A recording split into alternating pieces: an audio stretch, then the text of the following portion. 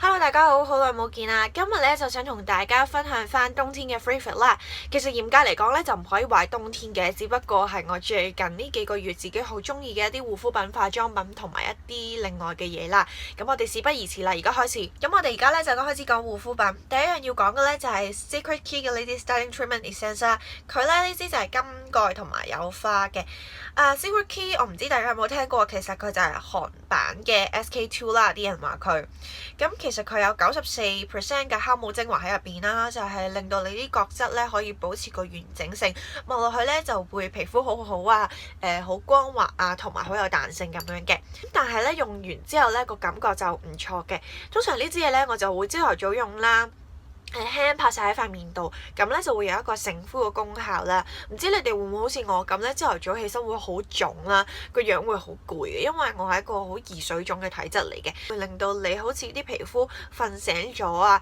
個樣望落去冇咁攰，跟住先慢慢上妝啦。咁因為佢係一個唔係好潤嘅 toner 啊神仙水啦，咁所以咧我夜晚係唔會用佢嘅，我夜晚都係會用翻啲比較潤身嘅 toner 啦。但係如果你哋係想入手一支平平地，而且咧朝頭早係會有一個少少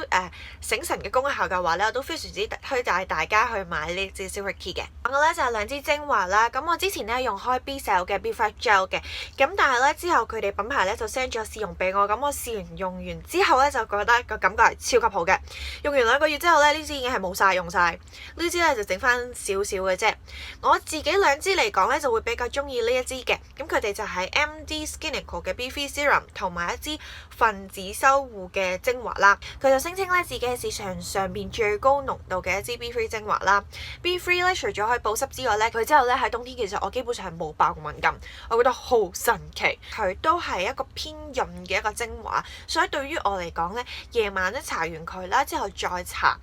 B-Cell 嘅 B5 Cream 咧，我就成晚已經好夠噶啦。咁呢支係我哋做咩嘅咧？呢一支咧就係我哋鎖水嘅。咁咧佢就入邊有個分子叫磷脂質啦，咁就係一個薄薄地嘅油咁嘅質地嘅。咁用完佢之後咧，你塊面就好似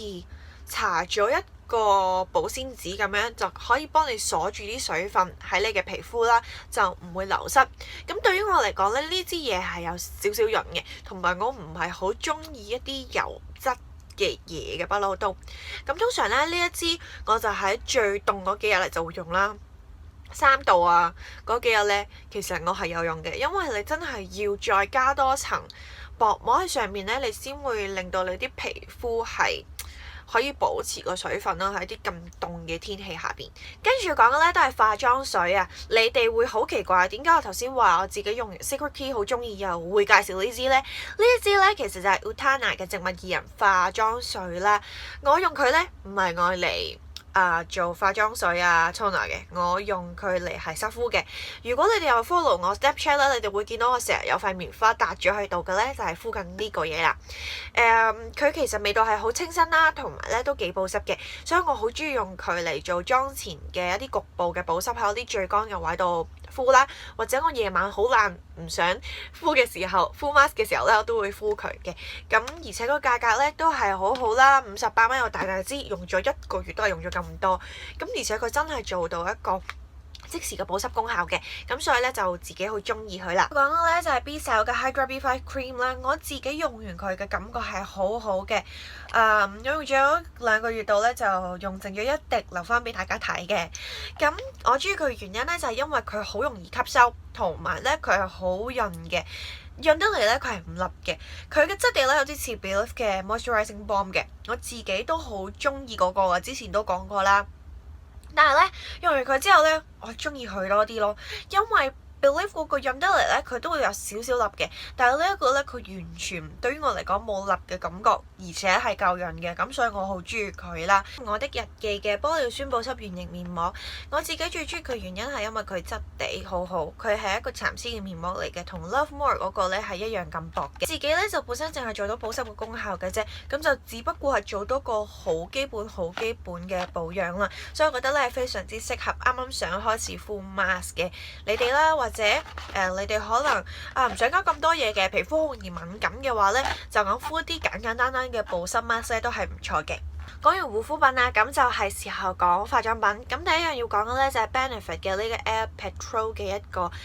Eyelid 嘅 Primer 啦。咁佢就話佢自己係 BB Cream 嚟嘅，咁我就自己覺得佢更加似眼部嘅打底霜啦。咁其實佢話咧有 SPF 20PA+++嘅，咁同埋咧佢話有修護成分。我自己咧就唔係好信嘅，但係咧我就覺得佢幾好用。呢支咧係我嗰時喺佢鋪頭攞嘅 sample 仔嚟㗎，咁我都用咗好耐。其實而家都仲知得出，因為你每一次咧只係攞好細粒咧就可以打亮晒你成個眼窩㗎啦。咁佢擠出嚟咧係淡淡啲黃色嘅。我中意佢嘅原因咧，一嚟佢真係可以幫我 lock 實到啲眼影啦，二嚟咧就係佢因為嗰個淡淡啲嘅黃色咧，可以中和到我呢一個位暗沉嘅肌膚，咁又唔會太立啦，但係又可以黐實到啲 eyeshadow，咁我自己咧就好中意啦。跟住講嘅咧就係唇膏啦，呢一支咧就係 YSL 嘅唇膏啦，咁佢唔係新色嚟嘅，因為新色嗰啲咧就唔係好啱我嘴嘅顏色，同埋唔好襯我個樣啊。最後咧就係買翻8號色啦，咁個名咧我就打翻喺下邊 info box 啦。其實咧佢搽出嚟咧係咁樣噶，係一個淡淡地嘅一個粉桃紅色啦。我自己係好中意啲好潤嘅唇膏噶嘛，咁同埋我覺得呢個顏色咧就好適合春天嘅時候咧，可以令到你個樣精神啲，又唔會過分濃妝啦。講嘅咧就係之前喺5支我自己好中意嘅開架唇膏講過嘅呢一支啦，我真係最近好中意用佢嘅，佢就係 L'Oreal 嘅 Matte 嘅一支唇膏，搽出嚟咧係一個大橙嘅暗紅色嚟㗎，抹得嚟啦唔會太乾啊，咁所以呢樣嘢咧係我自己好中意嘅。如果大家想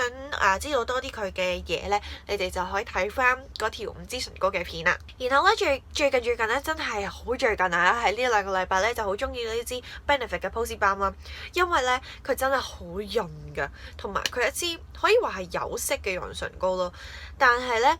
我中意佢多過中意Dior 嘅 lip glow。Dior lip glow 咧個嘴咧會變到好桃紅，咁我自己就唔係好中意咁桃紅啦。如果我個妝係好淡嘅時候，而呢支咧對於我嚟講咧係啱啱好嘅。佢係一個好淺嘅一個粉紅色啦，咁我今日都係搽咗佢嘅，咁所以咧就會有一個好自然，好似你自己本身透出嚟個唇色咁樣咯。我覺得比起 Dior lip glow 係更加自然嘅。咁所以要講嘅咧就係香味，呢支咧就係 Iris 同埋Kat 送俾我嘅其中一樣生日禮物啦，就係 Body Shop 嘅英倫玫瑰嘅淡香水啦。我自己係好中意佢陣味啦，因為咧佢係一個淡淡啲嘅玫瑰味，但係唔會有平時你印象中嘅嗰啲玫瑰味嘅甜味咯。咁我自己好中意，因為佢真係好清新嘅一個玫瑰味嚟嘅，咁而且我都覺得好適合返工返學。因唯一唔好嘅原因咧就係佢因為係淡香水嘛，咁所以咧就好容易就會揮發咗。如果你係好着重自己嘅味係好持久嘅話咧，咁就建議你買個細樽入住佢，然後帶出街路噴啊。係我買 Best Buddy 送俾我嘅一樣嘢嚟㗎，佢我相信大家都知道係咩啦 Tangle Teezer。佢呢個咧就係有個蓋嘅，咁就可以防止到你會整爛佢嗰啲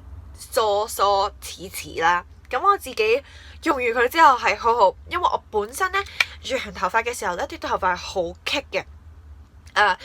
一梳嘅時候咧，因為你要解嗰啲棘嘛，我會大力咗好多，跟住咧就會搞到你啲頭髮斷咗好多，或斷咗啦，跟住咧你就會見到呢個頂超多毛毛啦，同埋係會令到你啲頭髮咧望到好似薄咗咁。用完佢之後咧，係啲頭髮都少咗好多，因為你唔需要好大力咁樣解棘啦，你就咁一梳落去咧，佢好順。我今日 set 咗頭唔梳啦，一梳落去咧，佢因為好順就幫你解到啲棘啦，咁你就唔需要用啲蠻力去死扯呢啲頭髮啊，咁。你梳完之後咧，你個頭咧望落去個型係會好睇咗啦，同埋係有光澤感㗎。我唔知點解呢嚿嘢可以咁神奇啦。另外仲有咧就係咁多啦，希望你哋會中意啦。咁我都知我最近拍少咗好多片，因為我真係好忙，真係唔好意思啦。咁希望好快會再見到你哋啦，拜拜。自己今個冬天好中意嘅一啲開架嘅唇膏啊，